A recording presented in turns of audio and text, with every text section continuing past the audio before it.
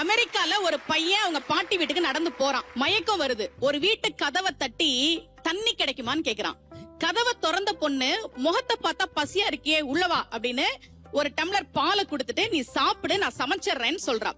இல்ல இந்த பால் போதும் நான் கிளம்புறேன்னு சொல்லிட்டு அந்த பையன் கிளம்பிட்டான். பல வருடங்கள் கழித்து அந்த ஊர்ல ஒரு பெரிய நோய் பரவுது. மருத்துவமனைக்கு நிறைய பேர் சிகிச்சைக்கு வராங்க. ஒரு பெண் வர்றாங்க, நோய் முற்றி போய் வராங்க. மருத்துவர் பார்த்துட்டு நான் குணப்படுத்துறேன் இவங்களன்னு சொல்லி சிகிச்சை கொடுத்து குணப்படுத்திட்டார். இந்த பொண்ணுக்கு லாஸ்ட் நாள் அந்த ஹாஸ்பிட்டல்ல இருந்து கிளம்பணும். பில் எப்படி பே பண்ண போறோம்னு தெரியல. பில் வருது. அதுல எழுதியிருந்த வாக்கியம் உண்மையாக அமெரிக்காவில் நடந்தது. இந்த மருத்துவ சிகிச்சைக்கான பணம் பல வருடங்களுக்கு முன்பாகவே ஒரு டம்ளர் பாலாக எனக்கு தரப்பட்டு விட்டது.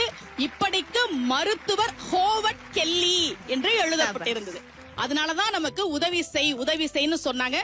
பக்தியில அன்னதானத்தையும் தானம் செய்வதையும் ஒரு அங்கமாகவே வைத்ததற்கு காரணம், நீ எதை கொடுக்கிறாயோ அது பல மடங்கு உனக்கு நிச்சயமாக திரும்பி வரும் என்பதால் தான்.